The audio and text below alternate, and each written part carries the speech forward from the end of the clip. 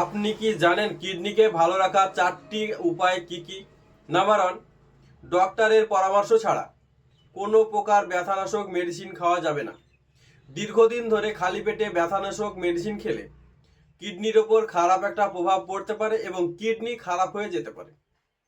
Number 2, দীর্ঘদিন ধরে কারো ব্লাড প্রেশার যদি হাই থাকে এবং ব্লাড সুগার যদি হাই থাকে, তাহলে দীর্ঘদিন ধরে ব্লাড প্রেশার ও ব্লাড সুগার হাই থাকার ফলে কিডনির ওপর খারাপ একটা প্রভাব পড়তে পারে এবং কিডনি খারাপ হয়ে যেতে পারে।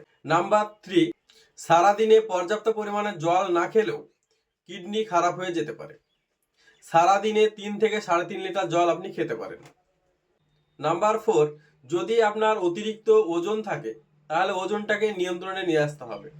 সর্বশেষে আমরা এটাই বলতে পারি যে আমাদের কিডনিকে ভালো রাখার জন্য ব্লাড প্রেশার নিয়ন্ত্রণে নিয়ে আসতে হবে, ব্লাড সুগার নিয়ন্ত্রণে রাখতে হবে এবং পর্যাপ্ত পরিমাণে জল খেতে হবে, ওজন নিয়ন্ত্রণে নিয়ে আসতে হবে এবং ব্যথানাশক কোনো মেডিসিন ডক্টরের পরামর্শ ছাড়া খাওয়া যাবে না।